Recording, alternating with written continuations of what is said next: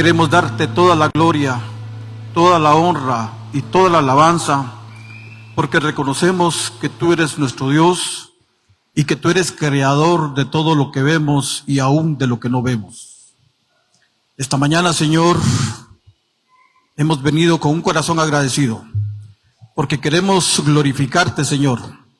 Queremos seguir siendo renovados en el Espíritu, Señor, para poder crecer espiritualmente y llegar a la estatura del varón perfecto que es Cristo Jesús. Sabemos que tenemos una lucha, Señor, pero no es contra sangre ni carne, sino que contra principados, huestes espirituales de maldad. Y te pedimos, Señor, que tú nos des la fuerza, la sabiduría, la estrategia, Señor, para poder vencer, Señor, a todas estas huestes espirituales que en un momento dado, Señor, nos oprimen, que muchas veces ponen algo en uno que no le dan ganas a veces de levantarse. Pero te pedimos, Señor, que toda opresión que estemos sufriendo sea atada, echada fuera de nuestras vidas en el nombre de Jesús. Trae libertad, Señor, porque tu palabra nos limpia y tu palabra nos da libertad, Señor. Así que dejamos este tiempo en tus manos en el nombre de Jesús. Amén y amén. Y démosle un fuerte aplauso a nuestro Creador de entrada.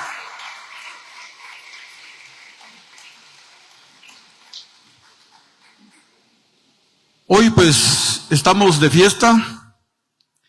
Mañana se celebra una independencia, un aniversario más de la independencia de Guatemala.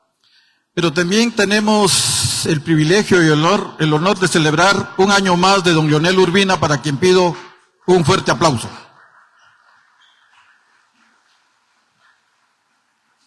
El Señor ya nos lo ha dado por varios años y sigámosle pidiendo a Él para que nos lo dé muchos años más todavía, porque necesitamos que Él siga compartiendo la palabra con nosotros.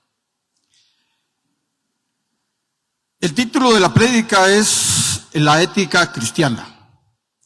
La ética, por lo general, norma la conducta de los seres humanos. Y de ahí deriva la palabra etiqueta. La etiqueta últimamente se ha estado perdiendo, pero parte de la etiqueta es lo que nosotros vemos esta mañana acá, cómo están ordenadas las mesas, cómo están los manteles. Esa es parte de la etiqueta. Pero vamos a hablar de la etiqueta bíblica. Hoy voy a compartir el último capítulo del libro de Hebreos. Y si nos damos cuenta a lo largo de la historia, cómo el nombre del pueblo de Dios ha ido cambiando, porque cuando Dios le hace el llamado a Abraham, que salga de Ur de los Caldeos, a él lo nombran como hebreo. ¿Y qué quiere decir hebreo? Hebreo quiere decir el que cruza el río o el que viene del otro lado. Eso quiere decir hebreo. Pero posteriormente, cuando Jacob tuvo una lucha con un ángel de Dios, le cambiaron el nombre y le dan el nombre de Israel, que quiere decir que el que lucha con Dios. Y con ese nombre se le conoce al pueblo de Israel a lo largo de toda la historia, hasta que en el año más o menos 1586 se divide el reino en el norte y el sur, y en el sur se queda la tribu de Judá, y de ahí deriva el nombre de judío. Pablo decía que no todo israelita era judío. Entonces, hoy día, nosotros nos identificamos como el pueblo de Dios con el nombre de cristianos. Pero ¿por qué los que le pusieron el nombre de este libro es el nombre de Hebreos? Porque si estaba dirigido a los judíos que se estaban convirtiendo al cristianismo. Pero hebreo quiere decir que así como Abraham había venido del otro lado, que había creído por fe, que nunca tuvo un lugar fijo donde vivir, así es la vida del cristiano y así deberíamos de ver nosotros la vida. Porque si bien es cierto que estamos acá hoy día, esto únicamente es temporal, porque hay algo más grande que nos espera, que es la vida eterna. Pero ahí es donde a nosotros nos cuesta entender esto, porque no hemos entrado a escudriñar a profundidad la palabra de Dios y pensamos que las bendiciones de Dios son aquí en la tierra, cuando las promesas es de que va a haber una vida eterna, y esa es la esperanza que nosotros guardamos. Dice que la Biblia demanda a practicar un conjunto de principios morales derivados de la palabra de Dios y de la fe cristiana, que guían la conducta de las personas y se fundamenta en el amor a Dios y al prójimo. Siguiendo el ejemplo de Jesús, se basa en el carácter de Dios, quien es amoroso, santo y veraz, mandando a los seres humanos a vivir de manera similar. Los conceptos claves incluyen la regla de oro de Jesús: todo cuanto queréis que os hagan los hombres, así también haced vosotros con ellos. La búsqueda de la sabiduría divina y la necesidad de una vida activa y de integridad basada en la verdad, la justicia y la bondad. La Biblia nos habla de renovar la mente para vivir de acuerdo con la ética bíblica, que es necesaria para una transformación personal que comienza con una mente renovada y así poder experimentar un cambio profundo. El Evangelio demanda de nosotros, el Evangelio demanda a la iglesia a llevar una vida cristiana con ética, que guíen hacia lo bueno y hacia lo justo. Yo me pregunto, ¿por qué debo de llevar una vida cristiana ética? La ética se cimienta en el carácter moral de Dios. Es el amor, santo y veraz, y a través de su ejemplo nos llama a reflejar sus cualidades. El tema de esta mañana es el deber de un verdadero cristiano. Vamos a ir a Hebreos capítulo 13, versículo del 1 al 4, que dice: permanezca el amor fraternal, no os olvidéis de la hospitalidad, porque por ella algunos sin saberlo hospedaron a ángeles. Acordaos de los presos como que si estuvierais presos juntamente con ellos, y de los maltratados como también vosotros mismos estáis en el cuerpo. Honroso sea en todos los matrimonios y el lecho sin mancilla, pero a los fornicarios y a los adúlteros los juzgará Dios. Entonces, la primera recomendación que nos da el escritor de Hebreos es: permanezca el amor fraternal. En el Nuevo Testamento vamos a encontrar que se refieren en griego a 4 tipos de amor. Por ejemplo, está el amor eros, que es el amor entre una pareja de hombre y mujer. Está el amor estorge, que es entre papá e hijos, o entre mamá e hijos, entre los hermanos más cercanos. Está el amor ágape, que es el amor a Dios, y ese es un amor incondicional. Pero en esta parte está hablando del amor fileo, el que nosotros deberíamos de practicar en la congregación, que no es un amor así interesado, sino que nace de una amistad, pero de una amistad con una relación profunda, donde nos lleguemos a conocer tanto el uno como el otro. Pero el enemigo muchas veces se mete y trae división, contiendas, y muchas veces lo que menos hacemos es practicar el amor fraternal. Y dice que la hospitalidad es otra recomendación que nos dan, porque por ella algunos sin saberlo hospedaron ángeles, y cuando el escritor de Hebreos nombra esta cita, se está yendo al Génesis 18, cuando 2 ángeles visitaron a Abraham en la tienda que él tenía y le anuncian la venida de su hijo Isaac. Entonces, él sin saber estaba hospedando ángeles, y así vamos a ver sucesivamente en el transcurso del Antiguo Testamento que los ángeles visitaron, por ejemplo, a María, es un ángel el que la visita, ¿verdad? Pero también nos recomienda que nos acordemos de los presos, como que si nosotros estuviéramos presos juntamente con ellos, y de los maltratados. Si nosotros nos damos cuenta, siempre hay personas vulnerables que necesitan el aprecio, el cariño, la estima de cada uno de nosotros. Entonces, si volvemos, dice que el amor es la virtud que es la base de la ética cristiana.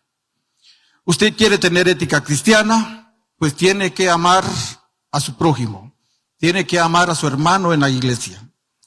En Mateo 22, 37, 40 encontramos que dice, Jesús le dijo, amarás al Señor tu Dios con todo tu corazón, con toda tu alma y con toda tu mente, y este es el primero y grande mandamiento.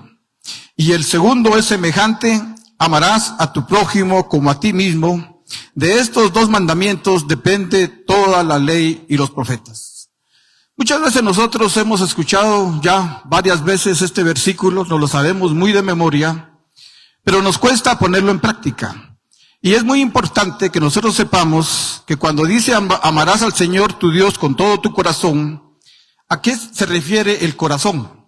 No es al órgano que nosotros tenemos, sino que el corazón en la palabra de Dios es la suma del intelecto y de la vida moral, el pensamiento y el aspecto intelectual del hombre. Todo esto va a depender cómo yo me estoy alimentando intelectualmente. Porque cuando yo tengo un intelecto alto, entonces voy a empezar a entender realmente que debo de amar a Dios con toda mi mente, con todo mi corazón y con todas mis fuerzas, como también debo de amar a mi prójimo. Pero cuando dice, y con toda tu alma, ¿qué es el alma? El alma es el centro afectivo del hombre. El yo, que es la esencia de la persona que se comunica hacia el mundo. Pero mente es la orientación habitual de la persona, nuestra percepción sobre la vida y los valores. Y muchas veces nosotros no tenemos la percepción correcta, porque tenemos una percepción distorsionada. Todos nosotros tenemos un marco de referencia. Conocemos muchas cosas de Dios, pero muchas cosas le damos lo que nosotros creemos que es. Pero cuando nosotros usamos de marco de referencia la palabra de Dios, ahí no hay pierde. Porque la palabra de Dios es absoluta y no es relativa. Mientras que mi marco de referencia que yo tengo pueda ser que esté equivocado, que tenga errores, pero el marco de referencia de la palabra de Dios es absoluto. La hospitalidad, dice, fue muy importante en el mundo del primer siglo. Las posadas para viajeros eran escasas y generalmente de mala reputación. El apóstol Juan, en su tercera epístola, tiene en mente a los obreros cristianos que viajaban de un lugar a otro. Cuando los primeros apóstoles empezaron a viajar para llevar el evangelio, pues en ese tiempo no tenían tantos hoteles o pensiones, hospedajes como hoy día. Eran escasos. Y los pocos que habían, dice que tenían mala reputación, porque ahí llegaban las prostitutas, ¿verdad? Y entonces, ¿cómo era posible que los hermanos que andaban hablando de Dios fueran también a dar a ese tipo de hostales o de hospedajes? Entonces, la recomendación tanto de Pablo como de Juan dice, denles hospedaje. Pero hay un libro que los judíos tienen que se llama la Didaché, y ellos también dieron recomendaciones porque normalmente la gente empezó a abusar. Y personas que no eran enviados por Dios o que no llevaban la palabra de Dios empezaron también a hacerse pasar por los apóstoles o los seguidores de Jesús y empezaron a quedarse ya también a buscar hospedaje, pero ellos abusaron. Entonces en este libro encontramos que dan ciertas recomendaciones y por ejemplo, que todos aquellos que andaban de misioneros, pues no les recomendaban que se quedaran 1 o 2 días. Porque si ya se quedaban 3 días, era un falso. Igual también estaban recomendados de que cuando ellos se fueran, ya habían hecho sus 2 días, les dieran pan y agua para el camino. Pero si ellos les pedían dinero, eso quiere decir que también ya era falso. Muchos les llevaban palabra profética. Y la recomendación es de que no dudaran de la palabra profética, pero que vieran la conducta. Porque si ellos no se comportaban como Jesús, también eran falsos. Hoy en día, yo sé que es difícil de darle hospedaje a una persona que no conoce. La violencia, la gente mala ha proliferado y tenemos que tener cuidado nosotros cuando le abrimos nuestra casa a las personas. como que debemos de conocerlas muy bien, ¿verdad? Porque no vaya a ser que estemos metiendo a una persona falsa a nuestra casa. Esas son las recomendaciones que nosotros debemos de tener. En cuanto a la ética moral, el autor de Hebreos combate la influencia del ascetismo, que prohibía el matrimonio supuestamente como manera de alcanzar un nivel más alto de santidad. Muchas personas se hicieron ascéticas y se apartaron, se fueron a lugares especiales, lejos de la ciudad, lejos de los pueblos, porque no querían tener ningún tipo de contaminación, porque pensaban que así ellos alcanzaban un alto grado de espiritualidad. Y lo mismo pasó con el matrimonio. Ellos ya no querían tener esposa precisamente porque pensaban que no teniendo esposa ellos iban a alcanzar un alto grado de espiritualidad. Pero veamos, el autor sabe que el mundo hecho por Dios es bueno y que la sexualidad humana es buena, pero la promiscuidad será juzgada por Dios. La avaricia y la codicia son dos pecados señalados en la palabra de Dios, que es lo contrario a la verdad, a la justicia y la bondad. La verdad implica sinceridad, la justicia implica equidad y la bondad implica ausencia de maldad y de crueldad. En Hebreos 13, versículos del 5 al 6 encontramos que dice: sean vuestras costumbres sin avaricia, contentos con lo que tenéis ahora, porque Él dijo, no te desampararé ni te dejaré. De manera que podemos decir confiadamente, el Señor es mi ayudador, no temeré lo que me pueda hacer el hombre. Y ahí está yendo al libro de Josué 1:5, como está yendo a un Salmo del 118:6. Si miramos hoy día, se carece de ética financiera. Hoy día el más pícaro, el más sinvergüenza, el más desleal es el que muchas veces logra acumular grandes riquezas, usando todo tipo de artimañas, pasando encima muchas veces de las leyes. Pero cuando uno tiene ética financiera, dice, los que viven por fe han de huir de la avaricia. Porque el amor al dinero refleja una dependencia incorrecta en las cosas transitorias. La comunidad de fe debe de encontrar su seguridad en Dios. Cuando dice la palabra de Dios que no te desampararé ni te dejaré, es una promesa que nosotros tenemos que apropiarnos de ella. De manera que podemos decir, dice confiadamente, el Señor es mi ayudador, no temeré lo que me pueda hacer el hombre. Realmente cuando nosotros creemos, confiamos y seguimos plenamente a Jesús, ya no le damos tanta importancia muchas veces al dinero, no le damos tanta importancia a las cosas materiales, sino que nos enfocamos en el reino de Dios y su justicia. Eso implica sacrificarse, eso implica a veces desacomodarse, pero si uno cree verdaderamente en Jesús, que pagó el precio en la cruz del Calvario, pues nosotros lo vamos a hacer también. Pero definitivamente para ello necesitamos renovar nuestra mente. ¿Por qué? Porque el mundo en que vivimos, aquí el sistema de valores, ¿quién es el que vale más? El que tiene poder, el que tiene dinero, el que tiene muchas mujeres, ese es el que vale. Pero en las cosas de Dios es todo lo contrario, porque aquí tenemos que despojarnos de muchas cosas que le impiden a uno caminar correctamente para alcanzar de la estatura del varón perfecto que es Cristo Jesús. Podemos ver hoy día en nuestra sociedad una descomposición total, donde muchas personas han acumulado grandes riquezas, pero es producto de la gran corrupción que hay, de tantas cosas malas que hay, y eso definitivamente no le agradan a Dios y no desea que uno de sus hijos esté metidos en este tipo de negocios. En 1 Timoteo 6:10 encontramos una recomendación que Pablo le daba a Timoteo, porque dice, porque raíz de todos los males es el amor al dinero, el cual codiciando algunos se extraviaron de la fe y fueron traspasados de muchos dolores. Estábamos en una reunión de hombres que había venido un pastor de la capital a hablar con nosotros, y él decía, la raíz de todos los males es el dinero. Y entre el grupo había uno de los hermanos y lo quiso corregir y le dijo, no, le dice, estás equivocado, es el amor al dinero. Eso es piorbos, le dijo. Porque muchas veces uno, por estar deseando dinero, se extravía. Pero no digamos cuando uno tiene el amor al dinero, todavía se pierde más. Parte de la ética es el reconocer la labor de los líderes, que nos han enseñado la palabra de Dios con sus enseñanzas y su ejemplo. En Hebreos 13:7 encontramos que dice, acordaos de vuestros pastores que os hablaron la palabra de Dios, considerad cuál haya sido el resultado de su conducta e imitad su fe. El autor menciona a los líderes pasados que habían proclamado la palabra de Dios.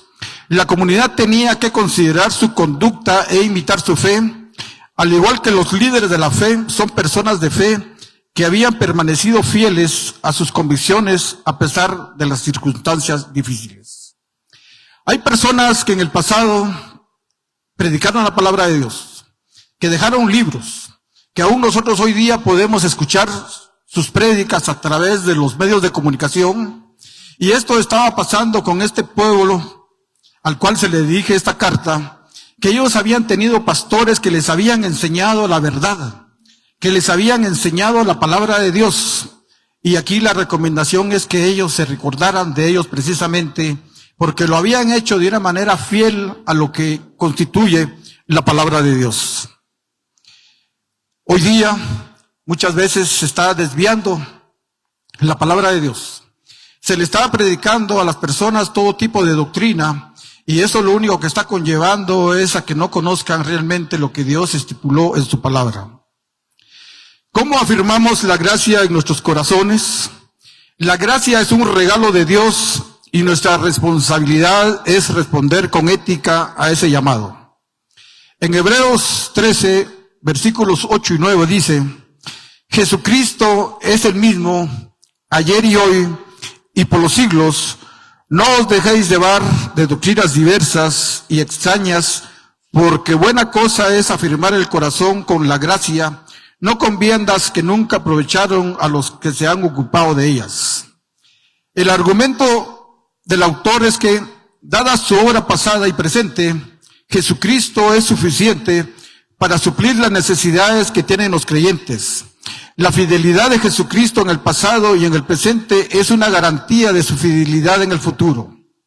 El autor exhorta a sus lectores a que rechacen las enseñanzas sobre las comidas ceremoniales que supuestamente promovían el bienestar espiritual, ya que la fortaleza del creyente viene no por participar de ciertas comidas, sino por la gracia.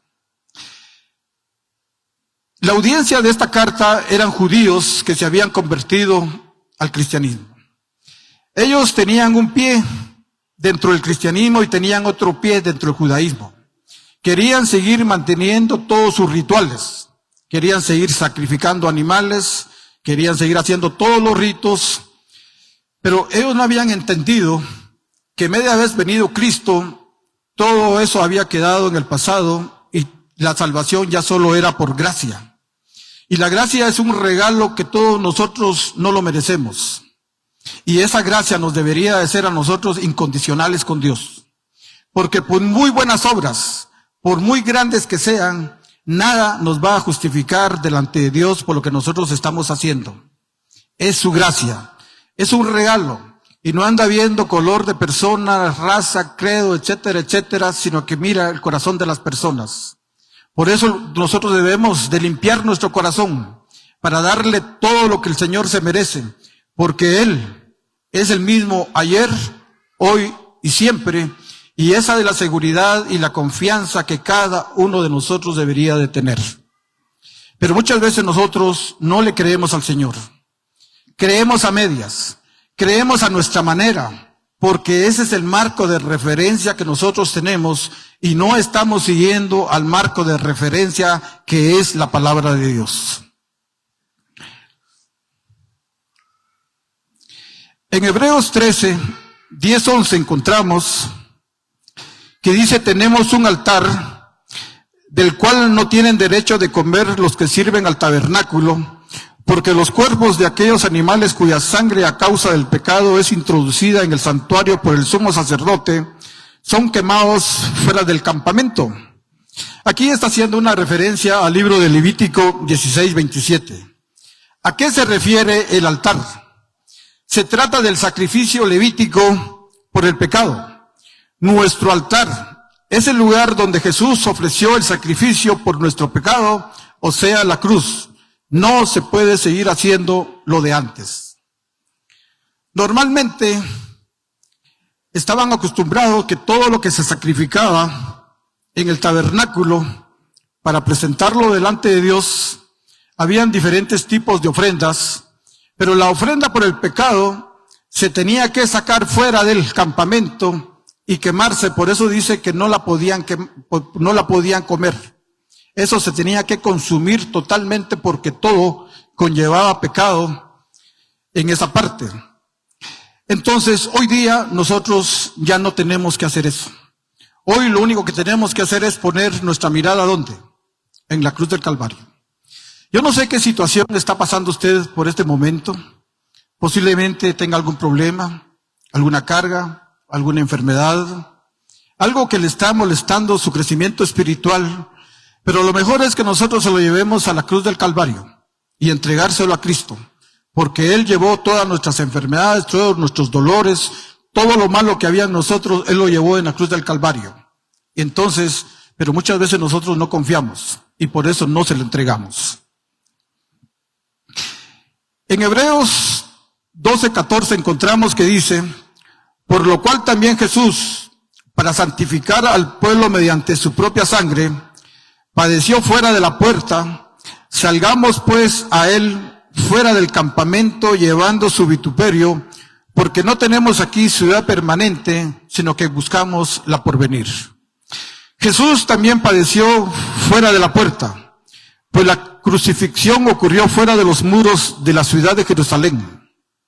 Los hebreos tenían que dejar la comodidad del judaísmo y enfrentar con valentía los desafíos de ser cristianos en el primer siglo, como por ejemplo, soportar la persecución, pérdida de sus propiedades, etcétera, etcétera. Hoy nosotros muchas veces no podemos diferenciar lo del mundo y lo cristiano. Muchas veces nosotros vivimos en el mundo y vivimos como el mundo, pensamos como el mundo, hablamos como el mundo, y entonces no hay ninguna diferencia entre nosotros y las personas del mundo. Tenemos que marcar una diferencia, porque así como se les estaba indicando a los de la audiencia de esta carta, que salieran fuera del campamento, nosotros también tenemos que salir del mundo. Si bien es cierto, Jesús en su oración sacerdotal dijo, no te pido que los saques del mundo, sino que los guardes del mal. Nosotros tenemos que estar revestidos del poder del Espíritu Santo para poderle decir no a todo lo que el mundo ofrece.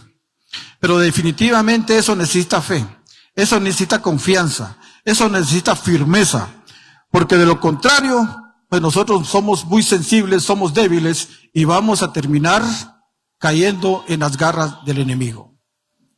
Alguien el otro día predicaba que por qué no se compraba un Rolls Royce, y decía que le daba pesar, porque en la congregación donde él estaba habían personas muy débiles y que fácilmente podían ellos empezar a murmurar y decir, miren, ahí va el diezmo de la iglesia, ahí va esto.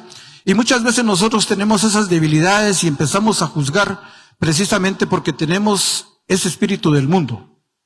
Juzgamos, criticamos, señalamos, murmuramos, maltratamos a las personas precisamente porque el mundo nos tiene gobernados.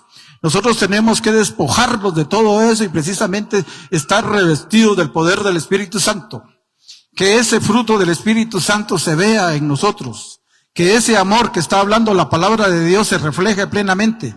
Que nosotros como congregación debemos de amarnos, tener una amistad, tener una relación profunda, donde realmente ya no hayan divisiones, ni hayan diferencias, ni haya nada de nada. Pero nos cuesta. ¿Por qué? Porque todavía tenemos ese espíritu del mundo. Entonces dice que al igual que Abraham, buscamos una ciudad permanente, la celestial, la cual se va a cumplir al final de la edad escatológica, la cual es nuestra esperanza. Como los héroes de la fe del pasado, los hebreos tenían que tener fe en lo invisible, o sea, en la realidad futura. Yo les pregunto, ¿cuántos de ustedes creen en lo que no ven todavía? Yo sé que nos cuesta. ¿Cómo será esa ciudad? Empieza uno a preguntarse. Va a haber calles de oro, dicen algunos, etcétera, etcétera, ¿verdad? Pero la realidad es que no lo sabemos. Pero cuando nosotros amamos con todo nuestro corazón a Dios, es lo que menos nos interesa. Porque nos interesa estar en la presencia de Él, que es lo más grande. ¿Por qué no le damos un aplauso a nuestro Creador?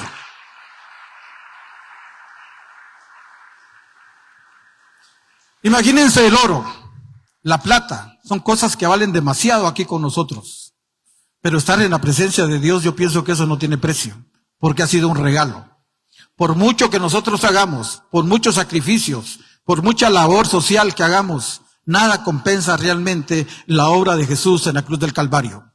Y esa obra de Jesús en el Calvario, en la cruz, nos debería de motivarnos a nosotros a serles fieles y a permanecer en su palabra. ¿Qué es lo que le agrada a Dios? Las buenas acciones deben de nacer de un corazón purificado por la fe y deben de fluir del amor cristiano con el propósito correcto. En Hebreos 13, versículos 15 y 16 encontramos que dice: así que ofrezcamos siempre a Dios por medio de él sacrificio de alabanza, es decir, fruto de labios que confiesen su nombre, y de hacer el bien y de la ayuda mutua no os olvidéis, porque de tales sacrificios se agrada a Dios. Hay tres formas de sacrificio que agradan a Dios. El primero es la alabanza, es decir, fruto de labios que confiesen su nombre. Se usa en forma retórica para expresar la idea de un corazón agradecido, alguien que afirma públicamente su fe, la cual exige fidelidad a la confesión cristiana.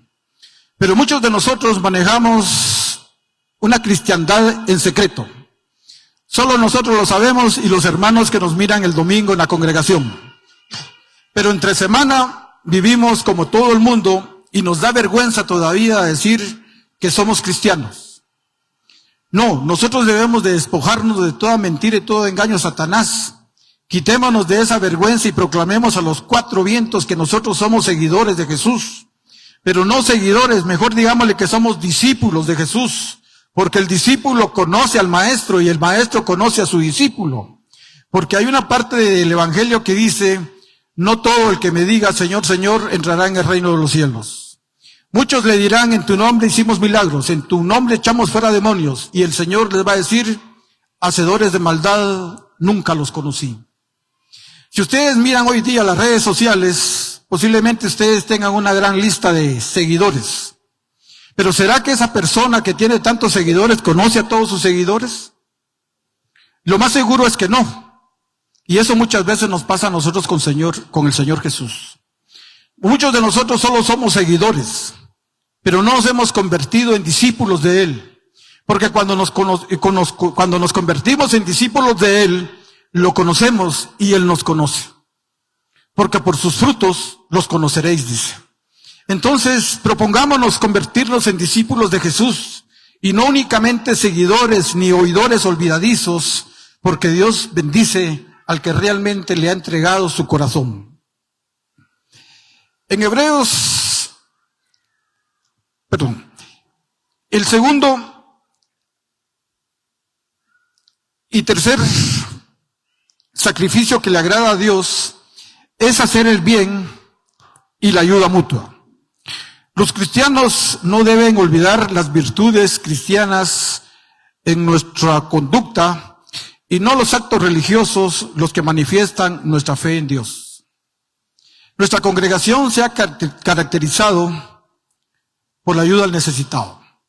El primer domingo de todos los meses se dispone traer víveres o traer una ofrenda precisamente para mitigar la necesidad del necesitado, haciendo hincapié en este pasaje, porque de eso se agrada a Dios. Dios se agrada de todo lo bueno que nosotros hacemos, pero también cuando nosotros ayudamos a las personas que están pasando por alguna necesidad, también se agrada al Señor. En Hebreos 13:17 encontramos que dice: obedeced a vuestros pastores y sujetaos a ellos, porque ellos velan por vuestras almas, como quienes han de dar cuenta, para que lo hagan con alegría y no quejándose, porque esto no os es provechoso. Otra manera de manifestar fidelidad a Dios es obedecer a nuestros pastores y sujetarnos a ellos. El autor da dos razones para la sumisión a los líderes. Ellos velan por nuestras almas y también darán cuentas. El autor insinúa que la desobediencia y la subordinación traería peligros espirituales. Nosotros acá tenemos un pastor. Él domingo a domingo se preocupa por qué es lo que va a enseñar, qué es lo que va a predicar. Para muchos, pues predicar cree que lo ven a la ligera. Realmente pararse acá a hablar la palabra de Dios conlleva mucho estudio, mucho esfuerzo, hay que meditar, y esto es semana a semana. Imagínense que hoy se está predicando, pero ya mañana se tiene que estar pensando en el sermón del siguiente domingo.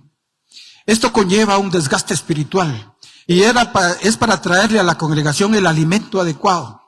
Dependiendo de las reacciones de las personas acá, de las situaciones que se están viviendo, uno va pensando qué puedo predicarle a la congregación.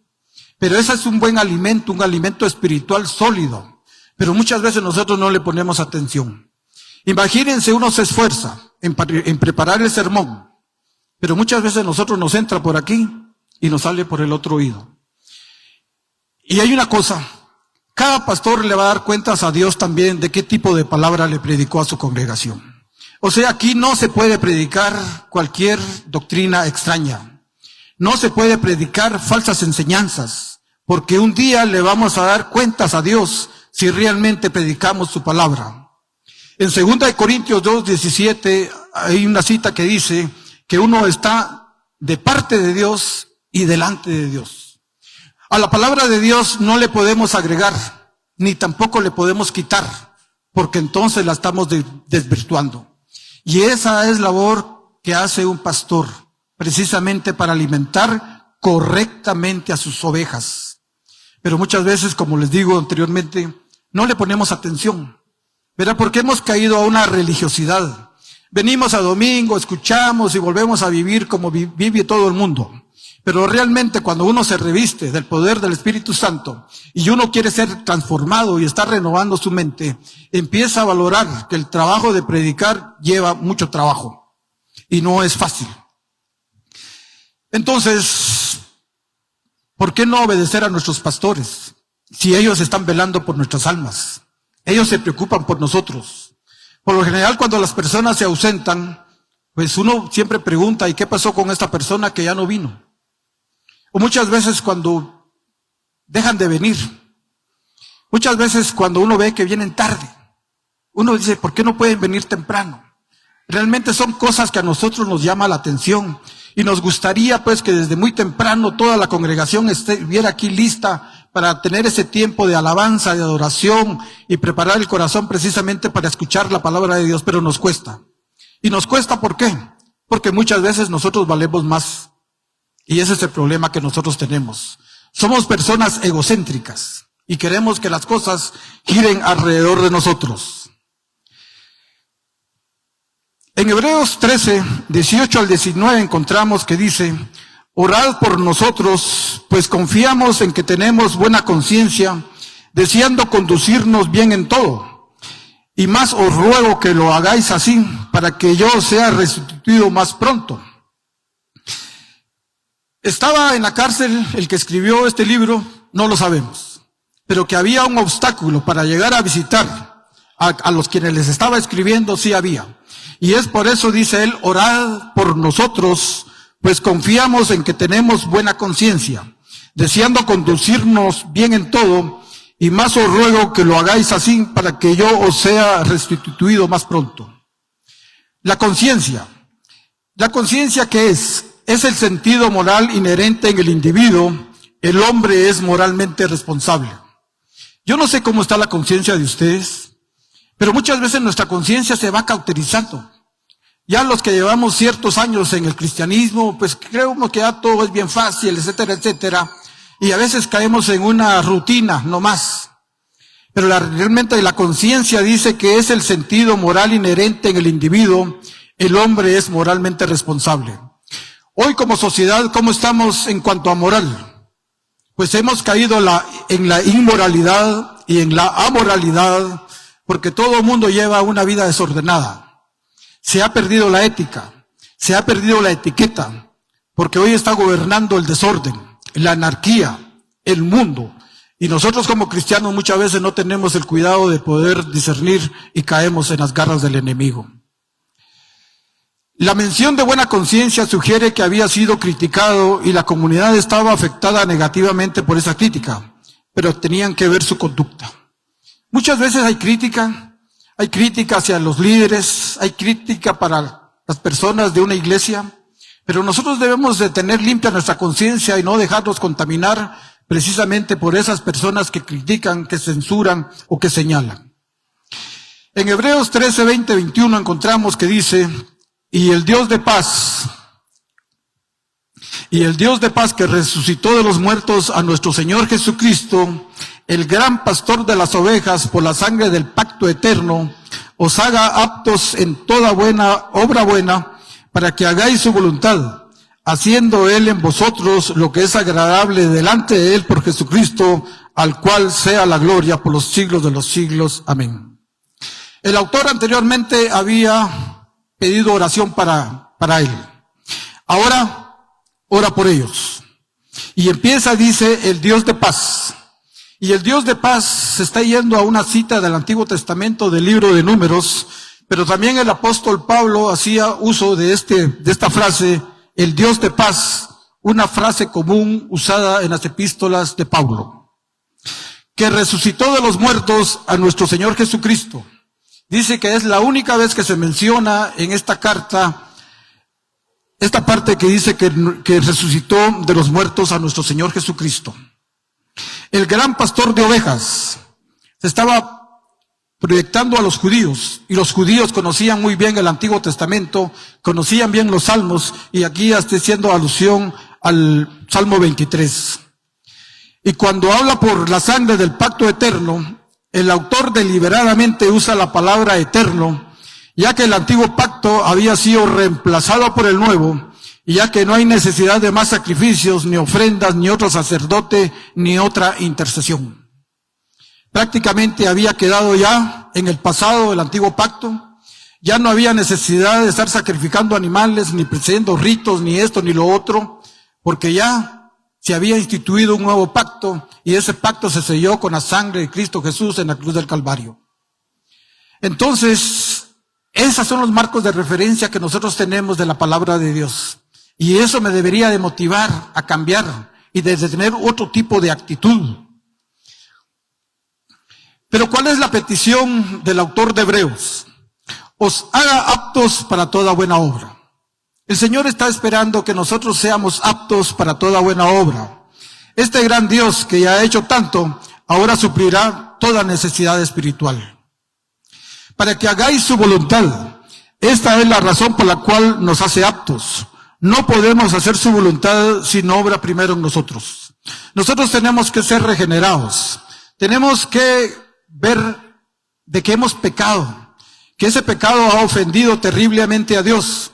Porque cuando nosotros hacemos palpable ese pecado en nuestra vida, nos arrepentimos y entonces aceptamos a Jesús como nuestro Señor y Salvador. El Espíritu Santo viene a vivir en nosotros y empieza ese proceso de regeneración. Porque anteriormente nosotros, ¿cómo estábamos? Pues estábamos degenerados. Entonces empieza ese proceso de regeneración y es lo que se da la santificación progresiva. Hoy subo 5 gradas, posiblemente baje una, mañana subo otras 5, bajo otra, y así sucesivamente voy subiendo hasta alcanzar la estatura del varón perfecto que es Cristo Jesús. Entonces, haciendo Él en vosotros lo que es agradable delante de Él por Jesucristo, el agente de la actividad divina en nosotros es Cristo Jesús, al cual sea la gloria por los siglos de los siglos. Amén. Quiero terminar con esta breve exhortación. En Hebreos 12:22 dice, y me gustaría que todos leyeran lo que dice la proyección. En la versión de la Nueva Traducción Viviente, me gustó esto porque como que es algo más entendible. Dice, les ruego, amados hermanos, que hagan caso, dice. Y eso sí lo entendemos, ¿verdad? Les ruego, amados hermanos, que hagan caso a lo que les escribí en esta breve exhortación. Yo les podría decir, les ruego, amados hermanos, que hagan caso a lo que les hablé de la palabra de Dios. Entonces, porque muchas veces nos cuesta hacerle caso. Muchas veces nosotros menospreciamos a la persona que predica. Muchas veces no le ponemos atención. Y realmente nosotros estamos hablando palabra de Dios. Yo no estoy hablando nada que no sea de mi cuenta, sino que todo es palabra de Dios. El Señor nos llama a vivir una vida cristiana con ética, aplicando los principios y valores eternos en el reino de Dios. Con esto termino y me gustaría que se pongan de pie y vamos a orar precisamente para que nosotros hagamos uso de la ética bíblica, que realmente nosotros tengamos ética, así como los profesionales universitarios. Yo me recuerdo que cuando yo me gradué de maestro, llevé una asignatura que se llamaba ética y moral, pero muchas veces nosotros nos olvidamos y actuamos como todo mundo actúa, porque hemos perdido la dirección. Y la dirección correcta, única y exclusivamente nos lo da la palabra de Dios. Así que digámosle, Señor, te damos gracias, Señor, porque tú pusiste en mi corazón que esta mañana viniera. Pero también, Señor, he estado escuchando de que debo de llevar una vida cristiana con ética, que realmente no soy un mediocre, que no soy cualquier persona, porque fui comprado con la sangre de Cristo, y es lo que yo valgo, Señor, tu sangre que derramaste en la cruz del Calvario. Pero te pido, Señor, que tú me perdones, porque muchas veces no le he dado la importancia a tu palabra. La he dejado en el olvido, la he dejado para el después, pero ese después no llega porque hay cosas más importantes para mí. Pero esta mañana te pedimos en el nombre de Jesús que tú pongas ese deseo ferviente, Señor, en poder renovar nuestra mente para poder vivir una vida con ética, Señor, que refleje el carácter de Jesús y que realmente yo no me avergüence del Evangelio, porque es poder para salvación a todo aquel que cree.